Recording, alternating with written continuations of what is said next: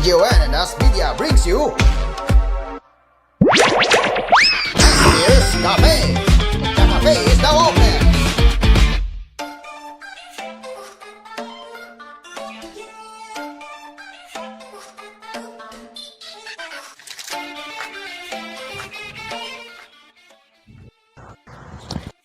Good day, or wherever you are, and welcome to Asphere's Cafe. Today is Thursday, January 8, 2026, and yes, we are back with another episode of Asphere's Cafe, or what I should say, the Gaming Cafe. So, if you may be wondering where is Trumaine, well, he has something to do, unfortunately, which I will not be disclosing here for reasons, but rest assured, I'll be taking care of the rest of the show to cover the gaming news along with the tech cover special covering the CES 2026. So, before we begin, how are you all doing so far? And especially to our fellow TV viewers who are catching up our program this morning, how are you all doing? So, yeah, I want to know, how are you doing? How are you doing so far? Alright, so, let me prepare my Getmasu along with Niche Gamer. I don't know if Niche Gamer website has been fixed. Also, The Verge too, which we're going to be covering, which we will be covering the CES 2026 coverage that is also related to gaming. So yeah.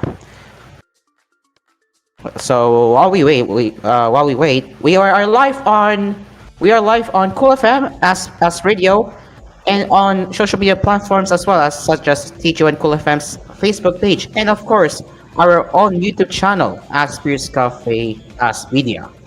So if you haven't already, be sure to subscribe to our channel to stay up to date on our latest news, such as tech news, culture news, and plenty more to come. So yeah, be sure to subscribe while you can. So let's see if the Gemesu... Oh yes, Gemesu has loaded. So, yeah, without any further ado now, let's start off right away with... Well, yeah, let's start off right away with... PUBG Blind Spot. Yes, it looks like Krafton and developer PUBG Studios have been developing a new PUBG game that is called Blind Spot. And what even is Blind Spot? We will get into that in a second. So let's get my screen share up right now.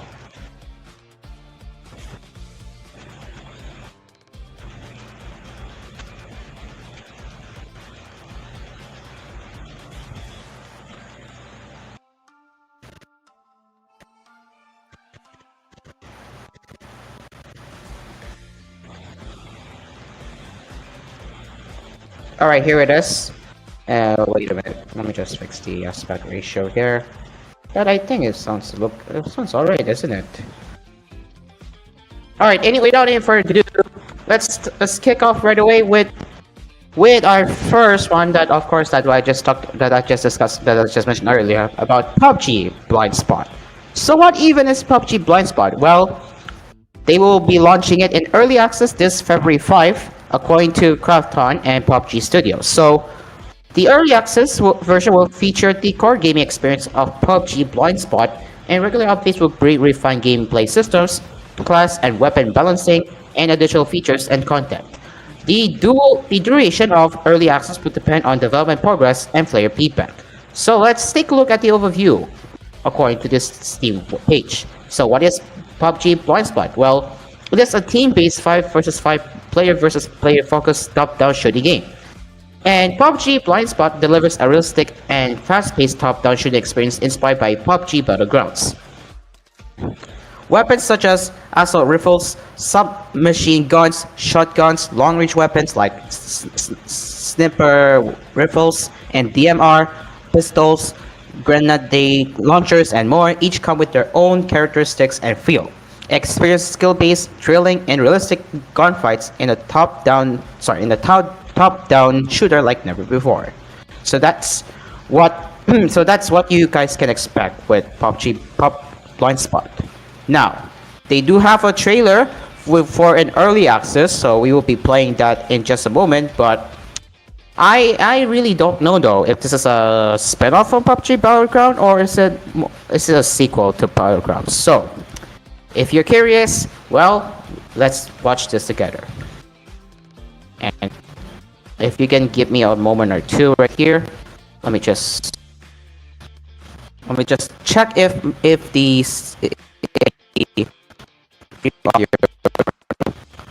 so it's working. Alright, ladies and gents, here is the PUBG blind spot trailer. Let's watch this.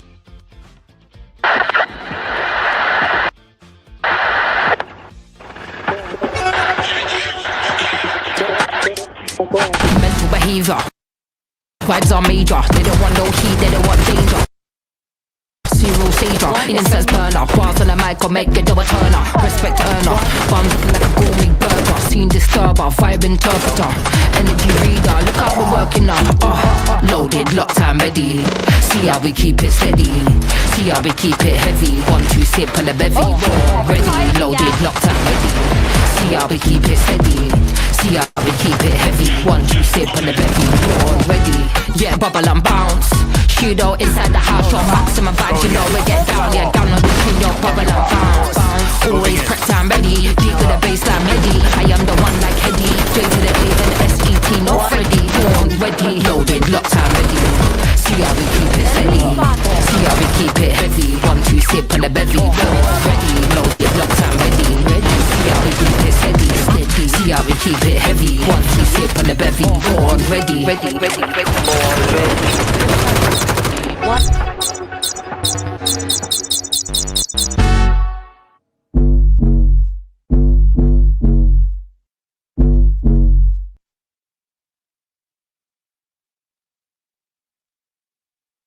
And so there you have it. That is the early access trailer of PUBG Blind.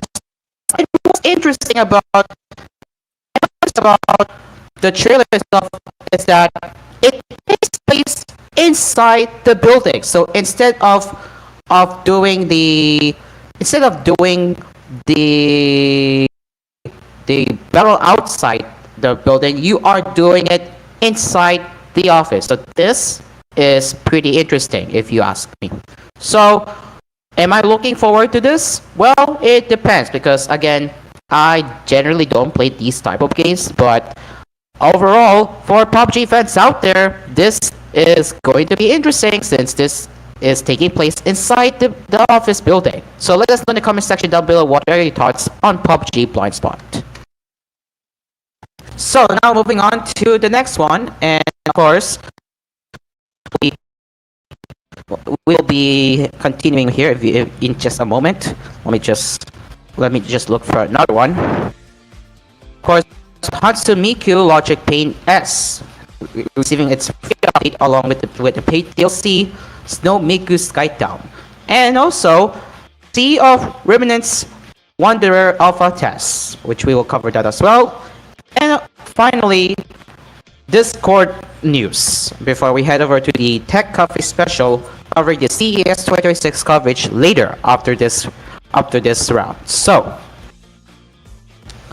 let's continue right here. If we can give me a moment or two.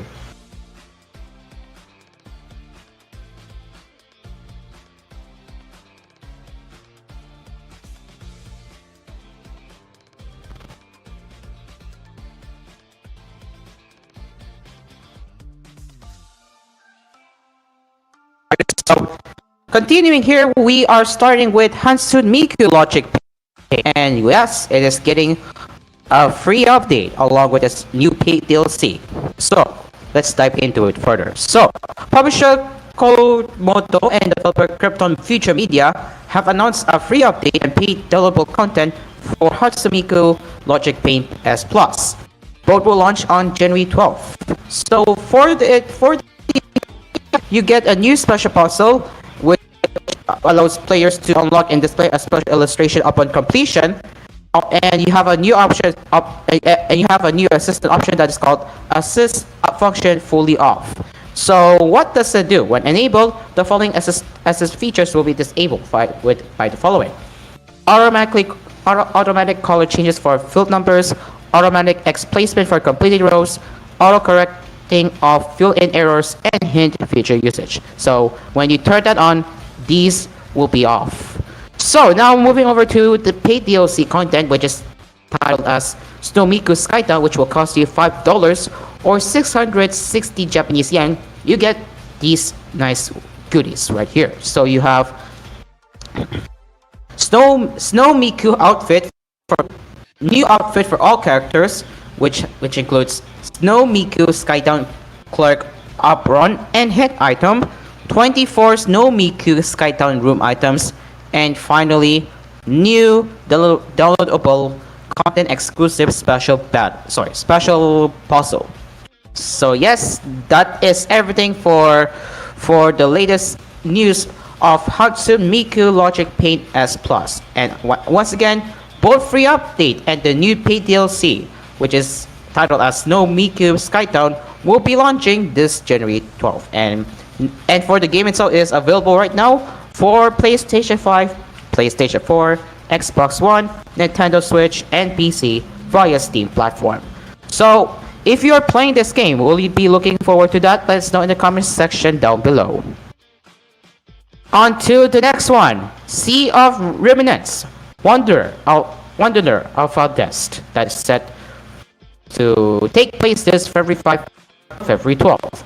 So publisher NetEase Games and developer Joker Studio will host the Wanderer Alpha Test for free-to-play oceanic adventure RPG Sea of Remnants from February 5 to 12, the companies announced. The test will be available for PC via Steam with English and Japanese language support. Sign-ups are available from today until January 23rd at 12:59 p.m. Japanese Standard Time. That is 11:59 a.m. Philippine Standard Time. Users can apply by following the Sea of Remnants Twitter or X account and liking, reposting, or commenting on that said post right here, which you can head over to that link right there. Users can also sign up via dedicated application forms on the game's Steam page, Reddit page, and Discord channel, which they have their own Discord server, by the way. And as for the in-game shots, let's see how that looks like. So we got our first one, and if we go to the next one, you can see a pirate ship, looks pretty nice, and of course the open world experience there, and crossing the street with these shops, I think.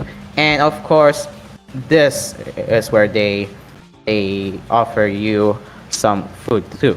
So yeah, other than that, that is pretty much everything for the in-game screenshots for Sea of Remnants. And now if before we head over to even the gameplay itself, what is this game even? So in this game, players assume the role of a puppet folk sailor adrift without memories who must navigate treacherous seas, battle bizarre monsters, customize their fleet, and form bonds with over 300 companions, all while shaping the ever-evolving pirate city of Artopia through impactful choices. The new gameplay trailer offers a tantalizing look at the life of a pirate in the world of Sea of Remnants, including the open-world exploration, sea monster battles, and several of the mini-games players can encounter in the majestic city of Artopia. The trailer also reveals the upcoming launch of the Wanderer Test, a small-scale closed alpha which runs from February 5 to February 12 on PC. Players have from today until January 23rd to apply for the test by following the official Sea of Remnants X account and engaging with this post, or by joining the official Sea of Remnants Discord and completing the application questionnaire. Questionnaires will also be available on platforms including Steam and Reddit. Space to participate in the test are extremely limited, keep that in mind, and eligible captains will be notified if they are selected to receive test access. Now, as for the key features, you get to explore the sea, recruit your crew, battle sea monsters, and wander the islands, which is why this game is open world adventure. So, this game, or Sea of Remnants, is set to be out for PlayStation 5, PC via Steam, iOS, and Android later this year. So now let's have a look at the gameplay trailer, and it is a 5-minute long trailer. Keep that in mind. But I want to see if this is actually going to be worth it, which is what I have yet to find out. Is it worth it? Well, let's watch this.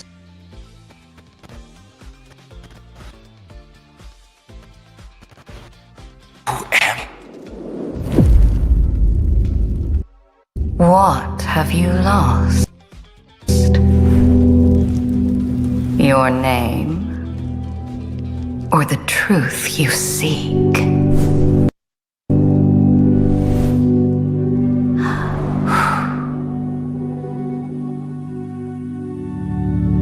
Legends say that at the edge of the Sea of Remnants, any wish can be granted. But the price is your memory.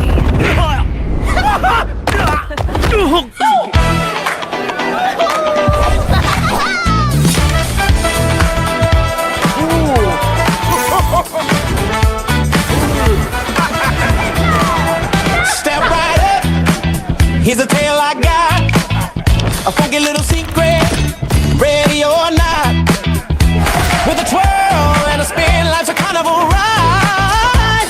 But who you'll be when you leave it all behind? Can you taste the fun in this golden affair? Or will you miss the laughter and love that we shared? Or would you dance in the light with a gold nugget shining so bright? Forget who you are, leave your worries behind. In a utopia sweet, oh what will you find? Shake it, groove it, let the rhythm take hold. Trading memories for treasures made of gold.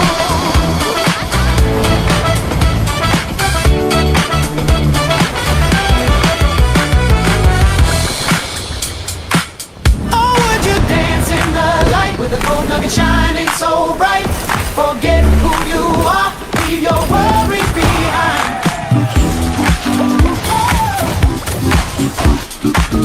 Oh, would you dance in the light with a gold nugget shining so bright? Forget who you are, leave your worries behind. In a utopia sweet, oh what will you find? Shake it, groove it, let the rhythm take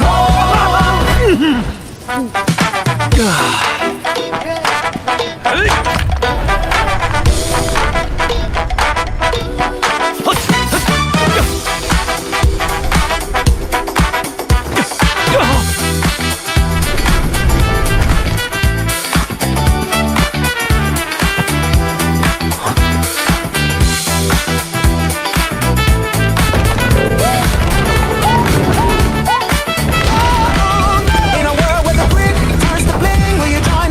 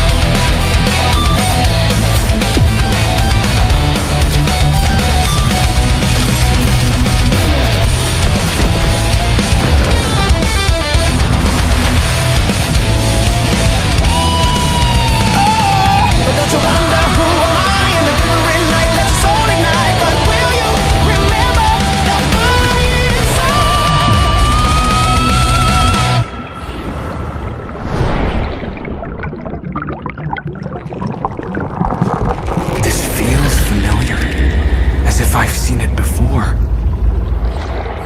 So it turns out I've been struggling and wandering in oblivion all this time, yet it was all in vain.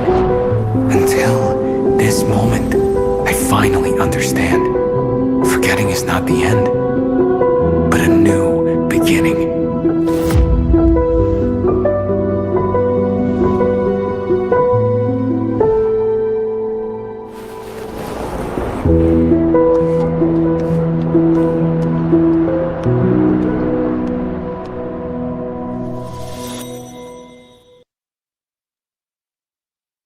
Alright, ladies and gents, that was the gameplay trailer of Sea of Remnants. Honestly, I am very impressed with the looks of this. I am gonna be real here. The looks of this game is very, very promising. And what surprised me this is what surprised me the most is this type of time where they will have to fight out against the enemy. So that what surprised me the most. But that, ladies and gents, that is the Sea of Remnants gameplay trailer with its alpha test that is set to launch this February 5th to 12th. And to the gamers, we'll be looking forward to this game coming from NetEase Studio. Let us know in the comments section below.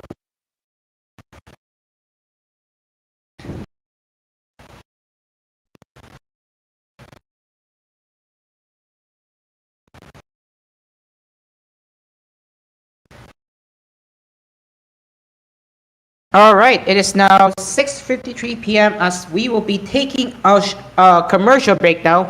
And coming up on Asphere's Cafe, we will be covering more of CES 2025 products on our Cafe special right here on Asphere's Cafe, along with more gaming headlines with our Gaming Cafe on our show. But in the meantime, our family sponsors, we have Dell Sound, Asphere Appliances, Dream Cars Pizza, Kapinoy Coffee, St. John Simplus, Melody Mart, and Always Grocery. We will be right back after these messages, so stay along with us right here on Cool FM and As Radio. We will be right back.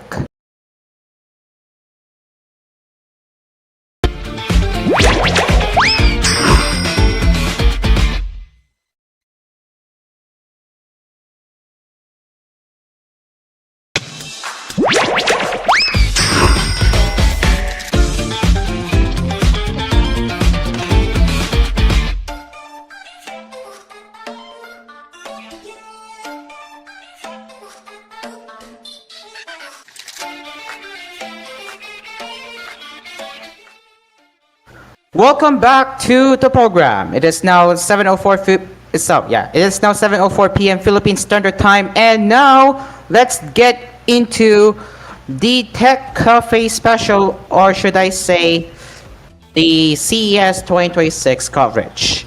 Now, starting off right ahead, we will be covering the first report that, yes, you heard that right. NVIDIA is reportedly bringing official Linux support to GeForce Now soon. And it's not just for Steam Deck. So, Linux gamers, we have some good news. So let's get my screen share up once again.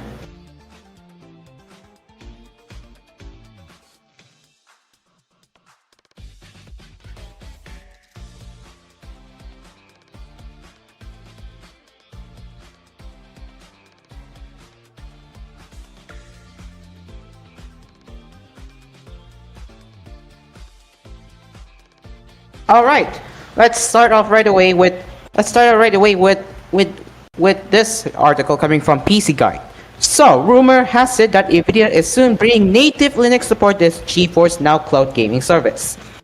This has supposedly been confirmed, though there remains some confusion online regarding the legitimacy of the claims. So, keep that in mind. This is a speculation as we speak. So, this comes following the launch of the GFN or GeForce Now app for Steam Deck last year, which is Valve's popular handheld running on SteamOS based on Linux.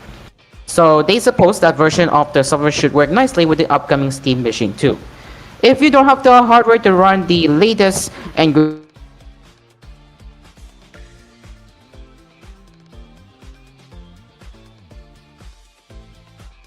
greatest game.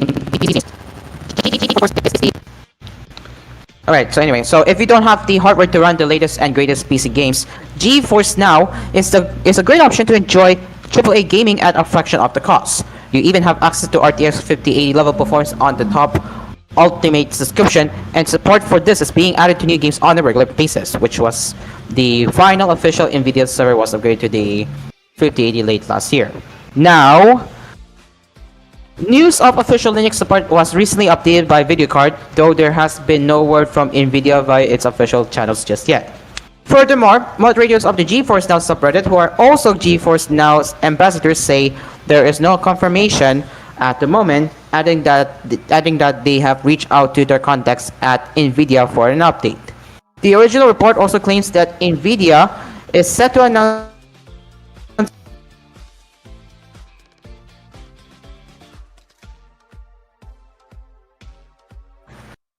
Alright. Okay, one more time. The original report also claims that NVIDIA is set to announce GeForce Now support on a range of upcoming games. These include 007 First Light, Crimson Desert, Resident Evil Requiem, and Active Matter.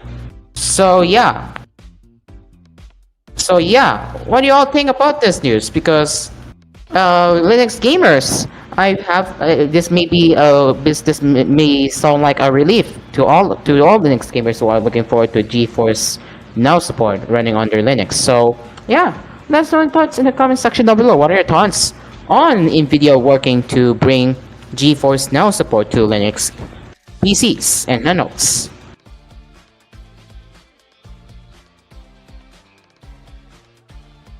Oh yeah, okay. Anyways, now let's get into the first round of CES 2026 headlines right away. And starting off, we have Ray Neo Air 4 Pro AR glasses.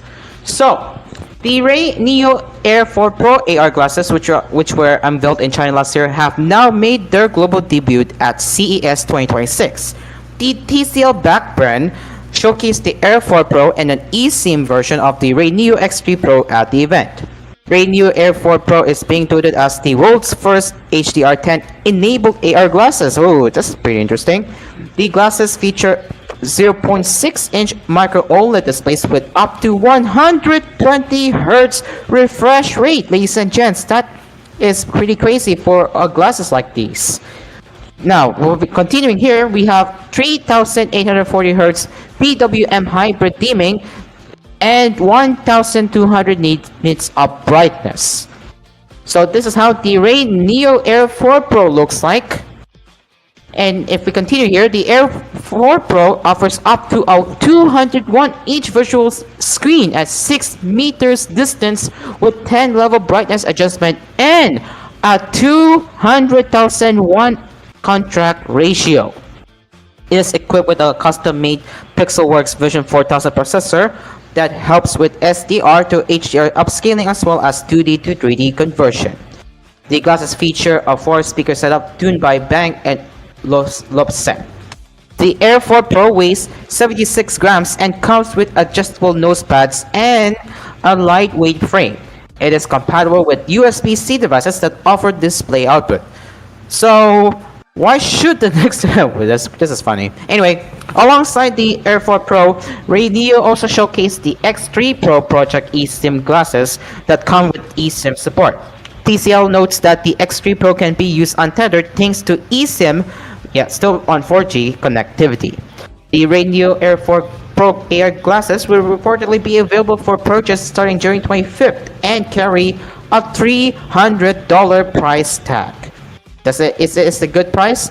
Well, I don't know, but so far that is our look at the Ray Neo Air 4 Pro, and honestly, these glasses look pretty nice. So, what are your thoughts on that? Let us know in the comments section down below. And while this is not related to CES 2026, well, this is pretty unexpected to those who are Apple Card holders in the US. So, well, we will be reading it to you right now. So, on Wednesday evening, Apple announced that JP Morgan Chase will become the new issuer of Apple Card, replacing Goldman Sachs, which has backed the company's credit cards since their launch in 2019. Well, why is that? Well,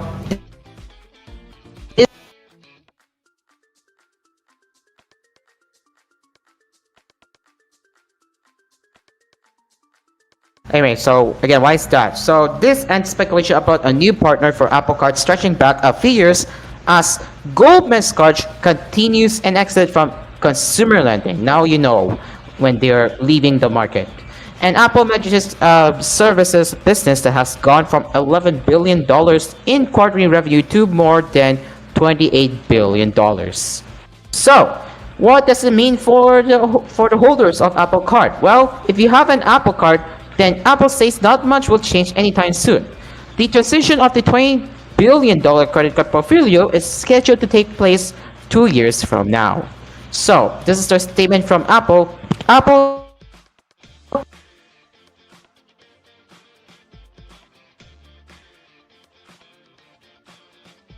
Apologies for some technical difficulties, but continuing here.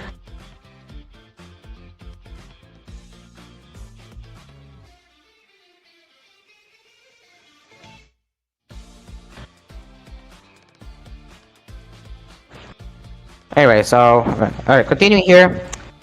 Alright, hopefully my computer doesn't screw me over. But anyways, let's continue here. Apple Card users can continue to enjoy the award-winning experience of Apple Card, which includes up to 3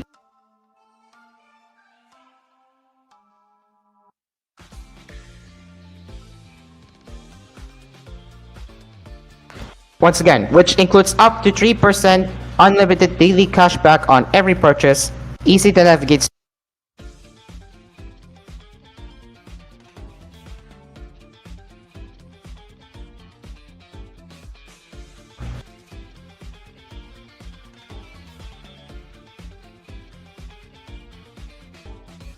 Alright, anyway, so easy to navigate spending tools, Apple Card family, access to high yield savings account, and more. And MasterCard will remain the payment network for Apple Card, and Apple Card users can continue to access MasterCard's global acceptance and benefits. So nothing will change, at least for now, as we just read. So, yep. Anyway, according to anonymous sources speaking to the Wall Street Journal and CNBC, Chase takeover is coming at a discount of more than $1 billion, reflecting what the Wall Street Journal described as a high exposure to subprime borrowers and what has been a higher than industry average delinquency rate. The Wall Street Journal also reports that Chase will launch a new savings account program, which current account holders will have the option to switch to. So that is the current fate. That is the current fate of Apple Card, for at least what we understand so far. But again, rest assured to those who own Apple Card, there will be no changes made as of this time. So at least we now know that the new issue will be the JP Morgan Chase. So yeah, let us know in the comment section about your thoughts on that. Now moving on to the next one, and well, Windows 11 finally has a MacBook killer chip, and that is Snapdragon X2 Elite Extreme, which recently have their Geekbench scores. And I can tell you, it's already looking crazy with these results. So this is coming from Windows latest. With the Snapdragon X2 Elite Extreme, Windows 11 on ARM is finally catching up with Apple's M4 lineup, but is still behind Apple's 10-core M5 in single-core performance. The most powerful Windows 11 on ARM chip is Snapdragon X2 Elite Extreme X2E 96100, and it posted a Geekbench single core score of 4072 and 23,611 in multi-core. And it does look like the results are impressive. And Snapdragon X2 Elite Extreme is not the only CPU in the X2 lineup. Windows latest previously obtained benchmarks for a reference design, which is not an actual design, which is not based on an actual device running Snapdragon X2 Elite. So, and as for the reference design, it posted a score of 3,849 in single core and up to 16,222 in multi-core. So, if you want to know how it looks like, you can see the charts for yourself. So for the X2E8100, you get 12 cores, and the max base CPU clock is up to 4.7 GHz and 34 GHz for the base CPU clock. TDP is 500 watts. All of them are LPDDR5X, and for this first one, you get 80 tops each. Actually, all of them get 80 tops. So for the 8400, you get the same as the 80. Well, except the watts is different. It's 70 watts. 8800 is the same as 8100, and same goes for the 9100. Well, except there's some differences there actually. 88100 has 18 cores, same for 90 and 96100. The rest is the same when it comes to max base CPU clock. But however, there are some differences, again, with 84100 having 70 watts TDP, same for 9100. And now, this is interesting. The 96100, that is the Elite Extreme, it can go up to 15 GHz, and the base CPU clock is 3.6 GHz, and the TDP is 82 watts. Other than that, all models will feature 80 tops of NPU. So, you can see the score itself. You can tell this is from its X2 Elite Extreme, and you can see these scores look pretty impressive. And as for the comparison right there, you get these scores as well. Single core score is 3838, while multi-core score is 320. And finally, in the last one, in the last result, you have 3850 as a single core score and 16171 as multi-core score. There you go. So, and before we move on, you can see we have a comparison chart against Apple right here. So, it does look like M4 Max from Apple outperforms every single M chips and Snapdragon, surprisingly. So yeah, this is pretty interesting coming from Snapdragon, and I'm looking forward for that. So what are your thoughts on the Snapdragon X2 Elite Extreme benchmark scores that were tested on Windows 11? Are you looking forward to the new Windows on ARM devices from the manufacturers? Let us know in the comments section down below. Now, for now, let's head over back to our gaming cafe, and well, it does look like Discord is filing for IPO. So, this is coming from Niche Gamer. Popular chat platform Discord has reportedly and confidentially filed for an annual public offering, so that stands for IPO, which stands for Initial Public Offering, in the United States. Meaning, the company is looking to go public on the stock market. I don't know if this is a good thing or bad thing, but you guys judge with this one. So, the new report states Discord has confidentially filed for an IPO, citing people familiar with the matter. Despite making an attempt to bring the company public, Discord is apparently not fully committed to the move. The report also notes that Discord leadership are still making deliberations, and the company could still decide to not proceed with the listing. The company said in a statement, the company's focus remains on delivering the best possible experience for users and building a strong, sustainable business. According to the report, Discord has been pursuing an IPO as early as March 2025 and has been seeking assistance by several big financial groups like JP Morgan Chase and Goldman Sachs. So yeah, if you do recall that yeah, we did talk about Discord potentially looking to go public. Last year, I knew some of you are going to say, yeah, this is not a good news for Discord, and pretty much, I agree, it is not good. But again, you guys be the judge. Do you think Discord potentially go seeking to file an IPO is a good idea, or not? You guys be the judge of that. And now, well. Ubisoft just killed its Halifax studio right after it unionized, but says the shutdown was decided well before, and over 70 developers have been affected. Yikes! Yikes! So layoffs and developer shutdowns have been a sobering constant in the gaming industry's last several years, and now the first major closure in 2026 has come with the shuttering of publisher Ubisoft's Halifax studio. The news that the Canadian wing of the French firm, known for the mobile games Assassin's Creed Revelation and Rainbow Six Mobile, is being axed came on Wednesday morning when BGC obtained an email sent to staff. In said notice, it was explained that Ubisoft made the choice to close Ubisoft Halifax as a part of changes intended to restructure the company and cut costs. So this is what a Ubisoft representative told VGC. Over the past 24 months, Ubisoft has undertaken company-wide actions to streamline operations, improve efficiency, and reduce costs. As part of this, Ubisoft has made the difficult decision to close its Halifax studio.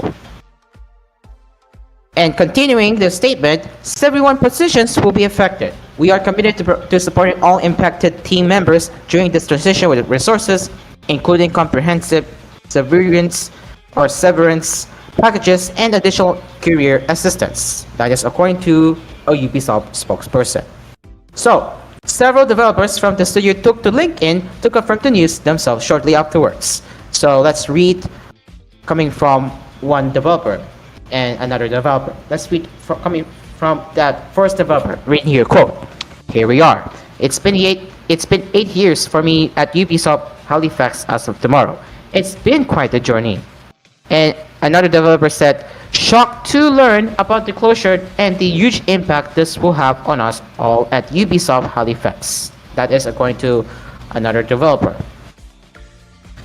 Notably, Ubisoft Halifax shuttering comes just a few weeks after the developer formed a union after revealing its intent to in June, with 61 of its employees joining the Game and Media Workers Guild of Canada, Local 3111, in December of last year. When certification for the union came on December 18, it became Ubisoft's first North American union. So, lead programmer John Huffman told CTV News, "Even though it's taken this long to certify, we're still dedicated to doing this with Ubisoft. We love where we work, we love who we work with. We're in this for the long haul." So this makes the closure of Ubisoft Halifax all the more tragic, and also has many believing that the shutdown was related, at least partially, to the union's creation. Ubisoft, however, says that the decision to cut the studio was made well before its union cessation, and asserts it fully respects the right of its workers to organize a union. Beyond working on Assassin's Creed Revelation and Rainbow Six Mobile, Ubisoft Halifax was reportedly working on some exciting unannounced projects of our own, according to its website. Now, it's unclear if those projects have been cancelled or if they're being worked on by other Ubisoft teams. Whatever that is, we have yet to see how that goes. So, yeah, only 8 days into 2026, and we are already starting to see a first major game studio closure, and that is Halifax. Devastating. Very devastating. So what are your thoughts on this? Let us know in the comment section down below. And as a gamer, do you think Ubisoft was right to close the studio? I want to know your thoughts on that.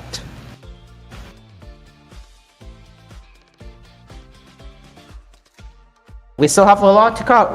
We still have a lot to go. It is now 4 minutes before before the end of the program for our fellow TVH, and we still have a lot to cover right here. So let's see what else we have here in our gaming cafe, or let's just say Gebasu. We're gonna be covering more of the gaming cafe for now before we continue with the tech cafe special covering the CES 2026 cover.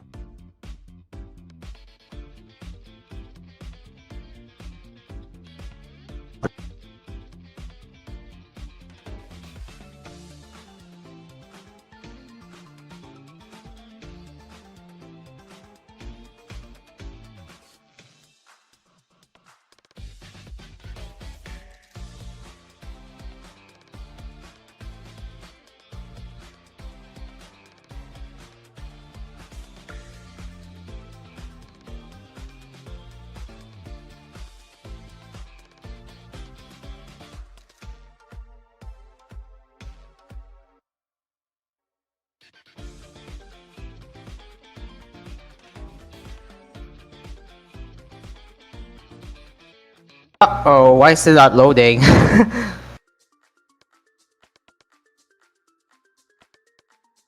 Well, we have some technical difficulties. Oh boy. Let me just restart the browser.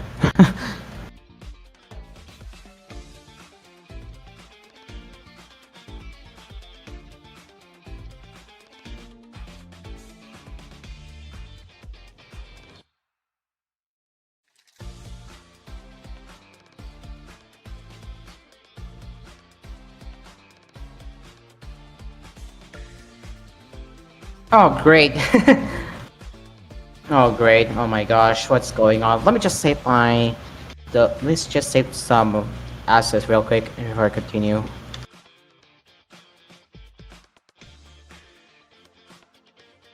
Ah, is my browser not opening? Oh my gosh. Let's try again. Whoop! Something went wrong when. Oh my gosh, what the hell? This is not a good sign. Oh no. Oh no, what the heck is happening? Don't tell me my browsing data has been wiped here. I swear, I mean, it was hanging while I was doing, I don't know, but... Oh my gosh. Really? Anyways, we're running out of time. It is now less than a minute before... It's now less than a minute before before 7:30 here in our time. But yeah, I think this is where we will have to end our program for our TV Night reviewers. Thank you so much for joining us this evening, and we will be back again tomorrow. We will be back again on Monday with a Friday episode of Asphere's Cafe. So yeah, maybe we will continue. Maybe we will continue. Yeah, maybe we will continue talking about. Maybe we will talk. Sorry, maybe we will continue talking about our CES 2026 coverage with another Tech Cafe special on our Friday episode of Asphere's Cafe. So look out for that. But in the meantime, this has been Asphere's Cafe for our fellow TV reviewers. I'm Cairo. Join us again next week, same time, same place at 9:30 a.m. right here on TVH Network. I'm Cairo. The cafe is now closed for TVH reviewers. We will see you next week. Bye bye, TVH. Bye bye.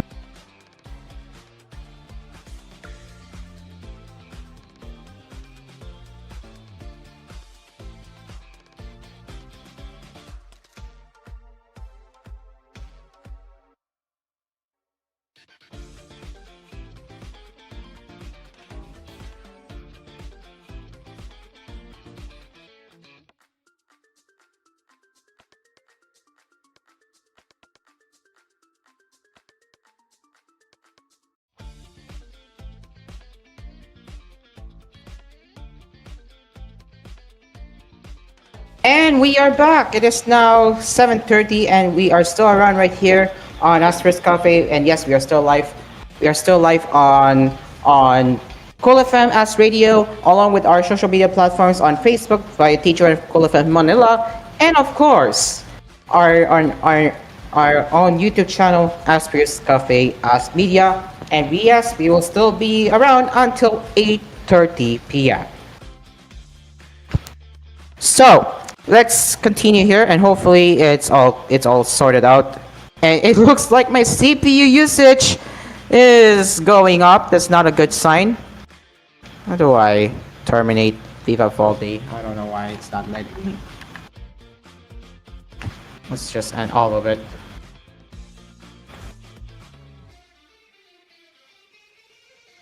Yeah, I wonder what's causing the... Oh my gosh, come on.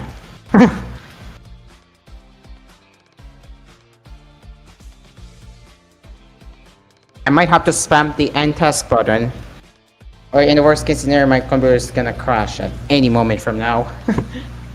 Yeah, off to the great start. Off to the not so good start, isn't it?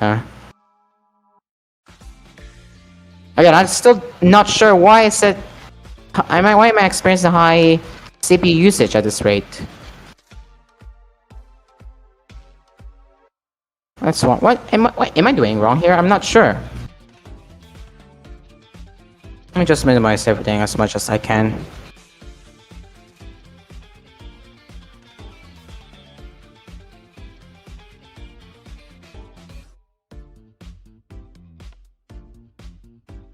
Okay, looks like Viva Voldi is now now ended, or I should say task have the Viva Voldi background task is now ended. Let's try again. Hopefully my data is still around. Let me check YouTube real quick. Yes, my YouTube is locked in, it seems. Yes, it is. It's still there. Now, if you can give me a moment or two, I need to check if I can still browse there. All right, back to the article here. Back to the website, and what was I again?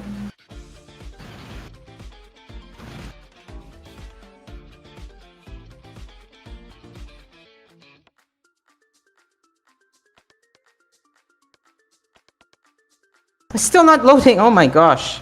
Oh, there we go. Now it loads. I say it's not loading. Ironic, huh?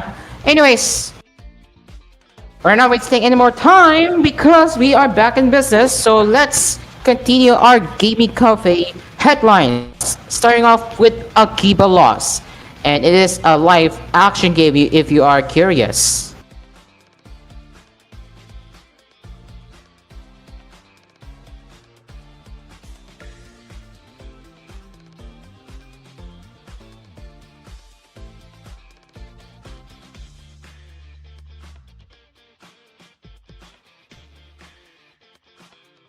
Okay.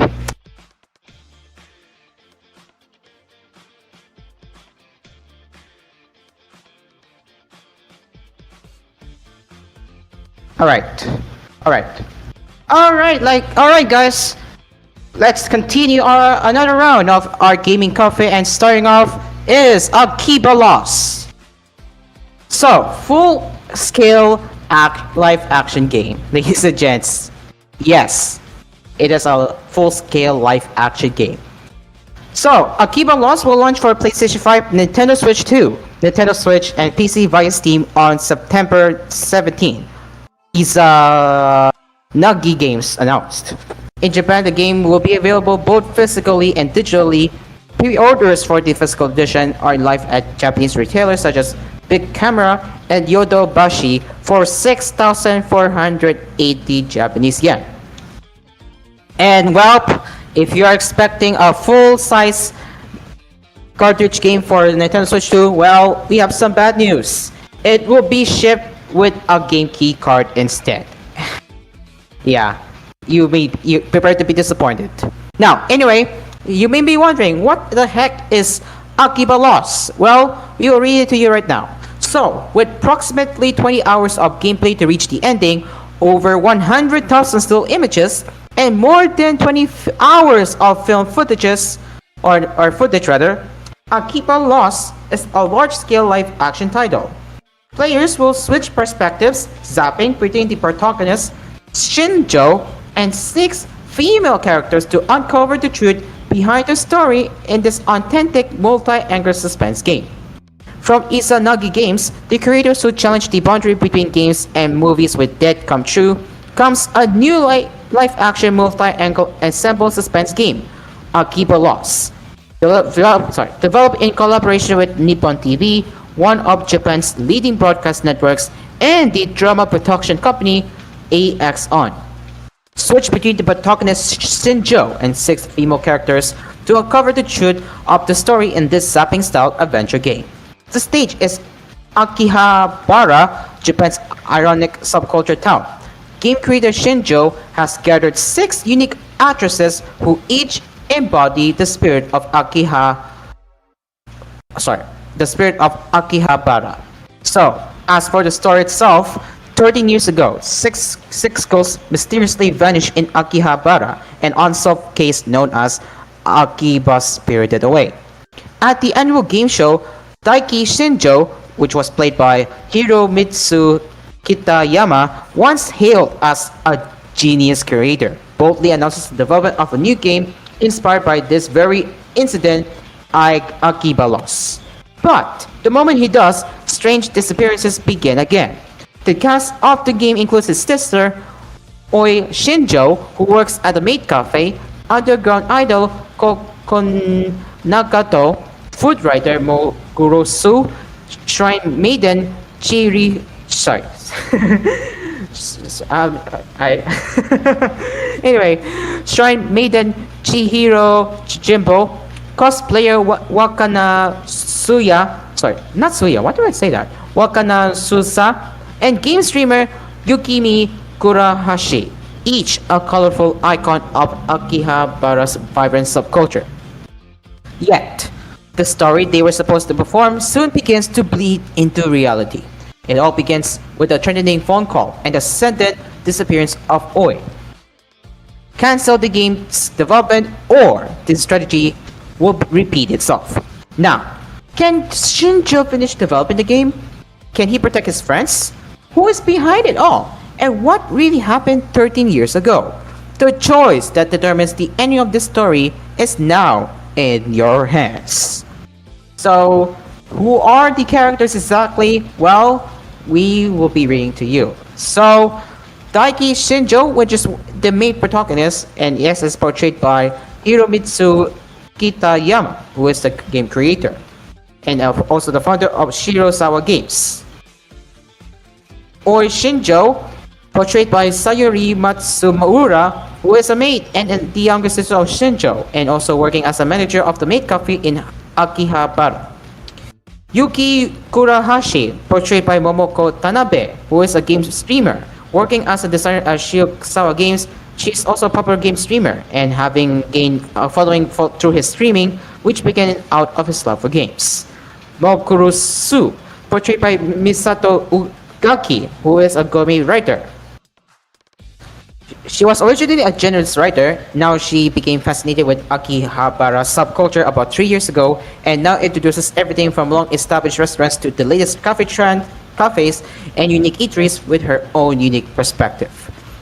Kokone Nagato, portrayed by Ui Oguri of AKB48. OMG! Am I dreaming? We got AKB48 idol doing the talent work in the game. Oh my gosh, this is not in my bingo card, ladies and gentlemen. And yes, I repeat, Yuri Okuri is one of the AKB48 member. And yeah, am I dreaming of seeing AKB48 member casting in the game? I hope I'm wrong. So continuing here, we have Chihiro Jimbo, portrayed by Asusa Ohara, who is a shrine maiden. And finally, Wakana Yusa, portrayed by Mina, who is a cosplayer. Now, unfortunately, we don't have a trailer at the moment, but hopefully they will release a trailer soon. Hopefully they will release a new trailer soon and see if the game is definitely worth playing. We will see how that goes. So, as for the key features, you have character switching system, which is zapping. You get to select which is the choice system. 360-degree view, which has immersive camera system, and finally you have body characters. So yeah, as I mentioned, these are all the characters you get to experience.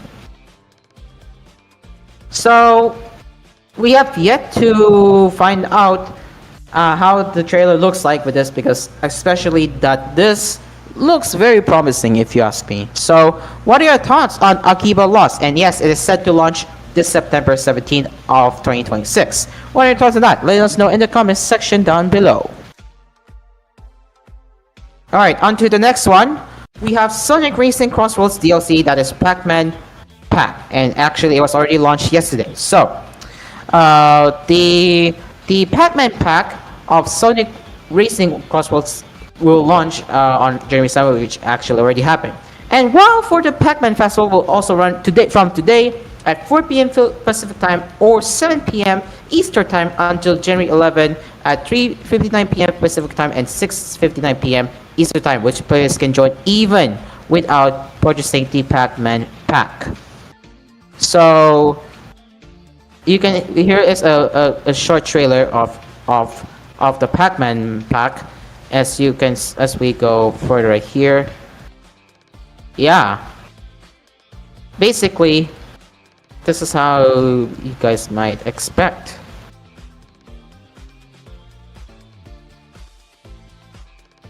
And of course there is some Easter egg right here saying Sonic, Shadow, Inky, all of the Sonic characters right there. But other than that, we do know now that Pac-Man will be joining the roster of Sonic Racing Crossroads characters. So there's that. So Pac-Man fans, are you looking forward to getting a DLC on Sonic Racing Crossroads? Tell us your thoughts in the comments section down below. And finally, before we take a last ad break, Hi-Fi Rush Physical Edition pre-orders is set to open this January 16th. So pre-orders for a long-awaited physical edition of Hi-Fi Rush will go live via limited run games from January 16 to March 1, which is going to do. So it will be available in 3 editions. You have Rhythm Edition, which will cost you $40, Smidget Edition, which will cost you $70, and finally Armstrong Edition, and this is the most expensive one you can get for $175. That is the Project Armstrong Edition. So this is the Rhythm Edition, and you only get a base copy pretty much, along with 3 DLC custom packs, which you get cosplay, traditional curb, and team play. Now for the Switch Edition, you get 2 Chai outfits, stand bonus, Chai t-shirts, Bob Team Guitar skin, or sorry, is it Bob or what? I'm confused. So, hang on. What's it again? Alright, sorry. I meant it's 808, yeah. 808 Team Guitar skin, 808 alternate skin, and 2000 gears for unlocking combat skills and other upgrades. Plus you get 3 DLC custom packs as well. So you also get the 3-disc soundtrack. If you're a fan of collecting in-game soundtracks, then this might be the one to get. And finally, you also get the same from Rhythm and Smidget Edition, but you also get a hardcover art book, a 6 Chai guitar replica, 8-inch 808 plush, Chai Projects Armstrong Pass, Jumbo Glow in the Dark Spinning MP3 player pin, and individually numbered certificate of authenticity. So that is how you can expect with these 3 physical editions of Hi-Fi Rush coming from limited run games. And honestly, if I were you, I would personally go with Project Armstrong Edition, because you get the most complete collector's items out there. So yeah. Or if you're only interested in, or if you're just interested in getting an in-game soundtrack, this you can get with the Smidget Edition. But so far, it looks pretty good. So yeah, what are your thoughts on Hi-Fi Rush physical editions coming from limited games? Let us know in the comments section down below. All right, ladies and gents, it is now 7:46 p.m. as we will now be taking a last commercial break, so we can head over to our last round of our tech coverage special covering the CES 2026. So I will try my best to find if there's anything interesting for CES 2026 today. If not, we will continue our gaming cafe as usual. But again, CES week, ladies and gentlemen, as I said earlier, CES week. But yeah, in the meantime, we will be right back after these messages. So stay along with us right here on Cool FM and Ask Radio. We will be right back.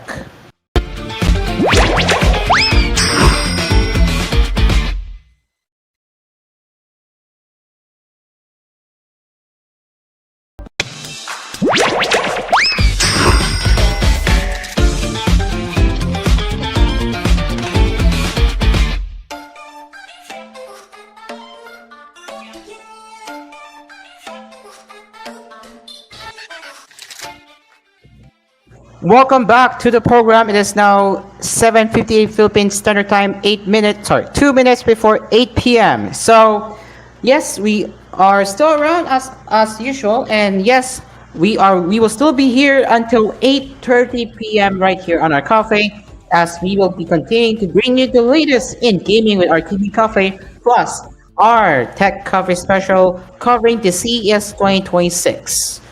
Without any further ado, let's continue with our tech coverage special in the meantime. So let's get my screen share up.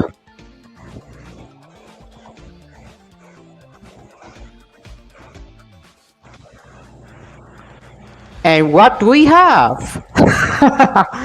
Of course, we have another AI.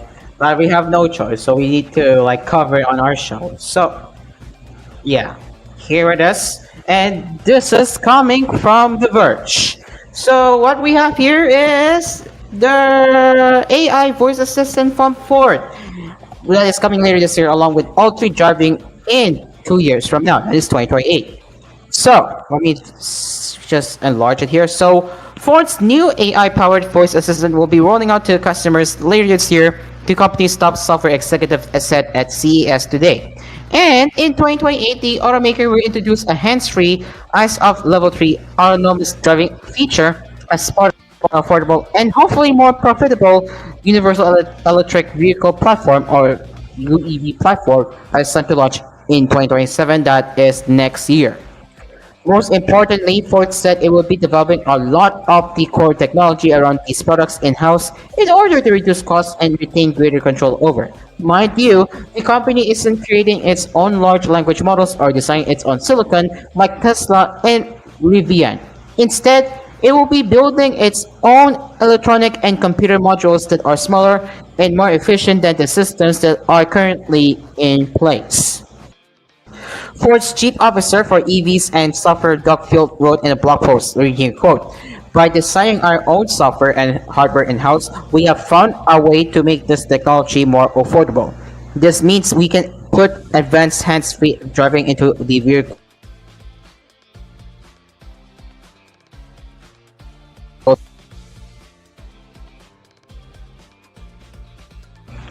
apologies for that. But anyway, so I'm gonna repeat the sentence. So this means we can put advanced hands-free driving into the vehicles people actually buy, not just vehicles with unattainable price points." Ending here with the quote. Ended the quote. The new comes as Ford faces increasing pressure to roll out more affordable EVs after its big bet on electric versions of the Mustang and F-50 pickup truck failed to excite customers or make a profit. The company recently canceled the F-150 Lightning amid cooling EV sales and said it would make more hybrid vehicles as well as battery storage. Okay, so back to what I was saying. Here. So let me read the statement here coming from Ford's chief officer for EVs and software, Doug Field. So this is what he said: "By designing our own software and hardware in-house, we have found a way to make this technology more affordable. This means we can put advanced hands-free driving into the vehicles people actually buy, not just vehicles with unattainable price points. That's a quote from Doug Field. The new comes as Ford faces increasing pressure to roll out more affordable EVs after its big bet on electric versions of the Mustang and F-150 pickup truck failed to excite customers or make a profit. The company recently canceled the F-150 Lightning amid cooling EV sales and said it will make more hybrid vehicles as well as battery storage systems to meet growing demand from AI data center construction. Ford also has been recalibrating its AI strategy after shutting down its autonomous vehicle program with Argo AI in 2022, pivoting from fully autonomous level 4 vehicles to level 2 and level 3 conditional autonomous driver assist features. Amid all this, the company is trying to stake out a middle ground on AI, not going all in on a robot army like Tesla and Hyundai, while still committing to some AI-powered products like voice assistants and automated driving features. Ford said its AI assistant will launch on the Ford and Lincoln mobile apps in 2026 before expanding to the in-car experience in 2027. An example would be a Ford owner standing in the hardware, unsure how many bags of mulch will fit onto the bed of the truck. The owner could snap a photo of the mulch and ask the assistant, who could respond with a more accurate answer than, say, ChatGPT or Google's Gemini, because it all the information about the owner's vehicle, including truck bed size and trim level. At a recent tech conference, Ford's CFO or Chief Financial Officer, Sherry House said Ford will be integrating Google's Gemini into its vehicles. That said, the automaker is designing its assistant to be chatbot agnostic, meaning it will work with a variety of different LLMs. Sami Omari, who is the head of ADAS and infotainment at Ford, told The Verge, quote, "The key part is that we take this large language model and then we give it access to all the relevant Ford systems so that LLM then knows about what specific vehicle you're using." That's the statement from Sami Omari. So, autonomous driving features will come later with the launch of Ford's Universal EV platform. Ford's flagship product right now is Blue Cruise. It's hand-free level 2 driver assist feature that's only available on most highways.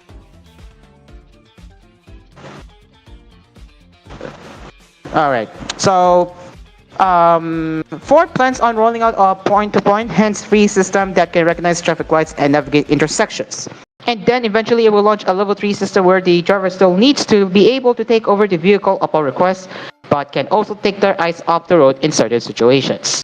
Some experts have argued that L3 systems can be dangerous given the need for drivers to stay attentive despite the vehicle performing most of the driving task.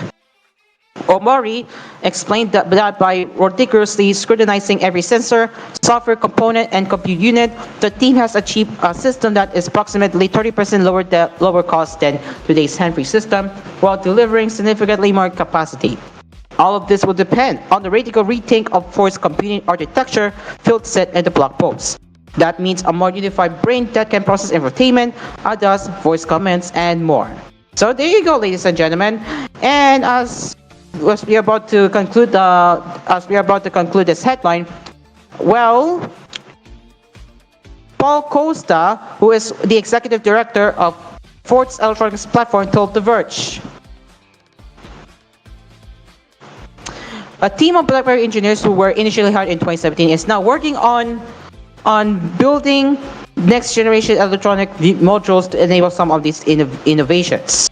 But Ford doesn't want to get into a top's arms race," as he added, referring to the metric for measuring AI processing speeds in trillions of operations a second. Other companies like Tesla and Rivian have stressed the processing speed of their AI chips to prove how powerful their automated driving systems will be. And looks like Ford's not interested in playing that game. So rather than optimizing for performance alone, they pursued a balance of performance, cost, and size. The result is a compute module that is significantly more powerful, lower in cost, and 44% smaller than the system it replaces. So, and to end it here, let's read what Costa said. we are not just choosing one area here to optimize around at the expense of everything else. We have actually been able to optimize across the board, and that's why we're so excited about it. So that, ladies and gents, that is what Ford has been cooking at CES 2026, featuring its own AI voice assistant along with the L3 driving coming later in 2028. As for voice assistant later this year and L3 driving in 2028. So while they're not interested in making their own AI chips, well, this sounds to me that they're still pursuing artificial intelligence in their agenda. But either way, what are your thoughts on that? Let us know in the comments section down below. Alright, ladies and gents, let's move on to the next one. And as I said earlier, we are talking about a power station coming from Bluetooth that can now charge up to 12,000 watts in your car. So, this is coming from The Verge as usual. So, Bluetooth's latest car charger can quickly charge power stations at a very fast 12,000 watts, about 10 times faster than plugging it into the 12 volts cigarette lighter outlet. The charger 2, as it's called, can also reverse the flow of electrons to jumpstart your vehicle or maintain its starter battery when used with a Bluetooth power station like the Apex 300. So, the DC-DC charger hits the maximum 12,000 watt charge rate by simultaneously combining up to 800 watt of spare capacity from the vehicle's alternator and up to 400 watts from any installed solar panels on the vehicle's rooftop. When parked, it can feed up to 600 watts of solar power into a connected power station without draining the starter battery. So here is how it looks like. So this is, let's say this is your EV car, and then you have a 600 watt solar, 800 watt vehicle, and then your power station right there. So that's brings total to 12,000 watts. And this is how the power station looks like right here. This is your DC-DC charger. You have a bottom ports there, and you also have what it seems an Ethernet port as well. And if we go to the next image here, you can see this is your optional DC hub to feed 12 watts right here. And this is how the setup might look like. Again, it may vary depending on your setup.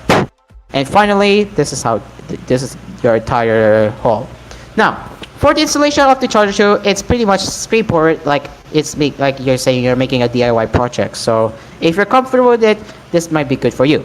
So yes, the charger 2 is available now for a CES special price of $350, rising to $600 after February 7th. So at this time, as of this episode, we are covering part of CES 2026. So after the special period ends, this will be priced around $600. So yeah, keep that in mind. But for now, since we're in the CES coverage, this will be priced around $350. So if you're interested into these products, you might want to get yours right now if you're interested. So yeah, let us know in the comment section down below what are your thoughts on that. And now for the last tech of a special headline. Well, we will be talking about the ThinkPad X1, and this is what we are here today. So this is coming from Windows Central. So we do have the ThinkPad X1. As you can see, they have their best-selling ThinkPad X1 Carbon and its ultra versatile sibling, which is ThinkPad X1 2-in-1. Now, with the CES this year, they took a different approach with updating these laptops. So how does it look like? We have, whoa, space frame for ThinkPad X1. So yeah, they did say a lot has changed, but this is how the X1 laptop looks like this year. So the Lenovo ThinkPad X1 Carbon Gen 14 Aurora Edition and ThinkPad X1 2-in-1 Gen 11 Aurora Edition, the ridiculously long names for what very well may be the best business grade laptops of the year. So for the specs itself, both of them are powered by the latest silicon from Intel, rocking up to Intel Core Ultra's X7 Series 3 chips, paired with best-in-class memory and PCIe Gen 5 storage. It's a big jump in overall performance for both devices, especially with Intel's new 12-core Arc GPU. Pair that with a wide assortment of ports, which including 3 Thunderbolt 4 ports, a new 10 megapixel wide-angle front-facing camera, an optional NFC and 5G cellular, and a PV of AR features between the Copilot Plus PC status and Lenovo's Auto Edition features, and both of these devices are well equipped. Now, not only that, the X1 Carbon also gets a new, larger haptic touchpad, while the X1 2-in-1 benefits from a redesigned active pen that magnetically docks and charges. Just like the iPad Air or iPad Pro, pretty interesting. Now, alternately though, it's all about space frame. So if you look at the back of the laptop, this is how the internals of the X1 looks like. Of course, you have your usual stuff right here. You have a fan, you have your motherboard, and then I believe we go to the next slide. You have the battery right here, and yeah, it's just how their internals look like. Yeah, it looks pretty nice. So as according to Lenovo, they redesigned or re-engineered the internals with a new space frame design, which makes use of both sides of the motherboard. The improvements are twofold. Improved cooling and heat dissipation lead to significantly greater sustained performance, and repairs are now faster and easier thanks to simpler access to replaceable USB ports, battery, keyboard, speakers, fans, and more. So with that said improvement, it led to a 9 out of 10 repairability score from iFixit, while the latest MacBook Pro 14 only earned 4 out of 10. So yeah, pretty good changes coming from Lenovo so far with its ThinkPad series.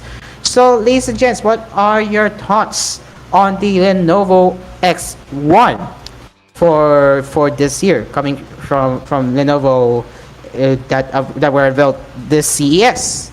What are your thoughts on that? Let us know in the comments section down below.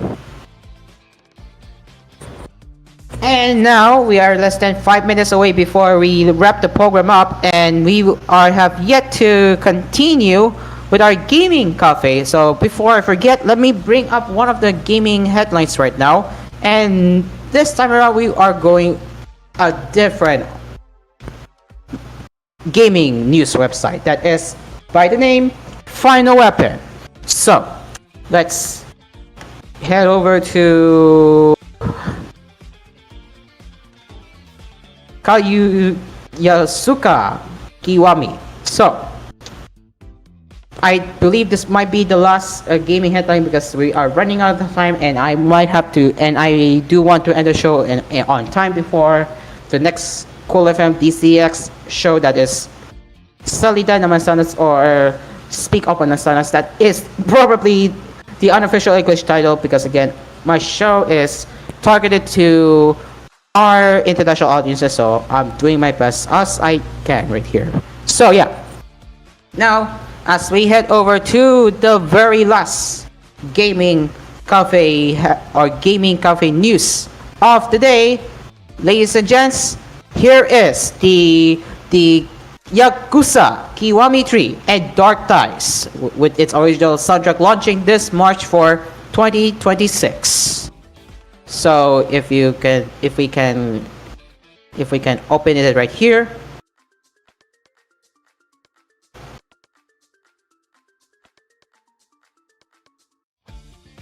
Wait, why does it say pause? That's weird. Okay, anyway, so yeah, here it is. This is coming from Final Weapon. And let me just zoom in right here. Right, so Sega and Ryuga Goto Studio have announced the Yakuza Kiwami 3 and Dark Ties original soundtrack will be released by Weightmaster for 5,280 Japanese yen with tax on March 4, 2026 in Japan.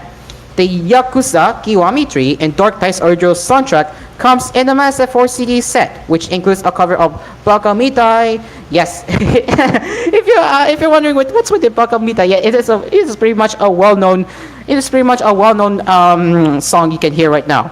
And they have a cover sang by a Japanese singer, Akiko Wada. In addition, this set includes an exclusive sticker set as a bonus. So if you're curious how the sticker looks like, this is what you guys can expect. So, as for the overview of the game, Yakuza Kiwami 3 and Dark Ties includes a remake of 2009's Yakuza 3 and Dark Ties, like a Dragon Gaiden style game. The title features revamped gameplay, story changes, new cast members and English voiceovers, and new cutscenes in the Dragon engine. Players may choose to play Yakuza Kiwami 3 or Dark Ties in any order. Mine has a unique fighting style and access to minigames and side content like karaoke and Kanda's damage control. And here are your casts. The said game is set to launch on February 12, 2026 for $60 on Nintendo Switch 2, PlayStation 4, PlayStation 5, Xbox Series X and S, and PC via Steam. There will be physical and digital editions, and pre-orders include the Ichiban Legendary LED DLC. A digital deluxe edition costs $75 and includes several DLC packs, which is also sold separately. So ladies and gents, that is Yakuza Kiwami 3 and Dark Tides original soundtrack that is set to launch on March 4, while the game itself will be launching next month, February 12th. So what are your thoughts on this audio soundtrack set? And will you be looking forward to the game when it releases? Let us know in the comment section down below. It is now a minute past. It is now a minute past. It is now a minute past before 8:30 p.m. And before we go, we would like to say thank you so much for sticking around all the way to the end. Again, it's amid having some technical difficulties. Again, the technical difficulties will be cut in the replay, so you won't get to see that later after the show or the next day.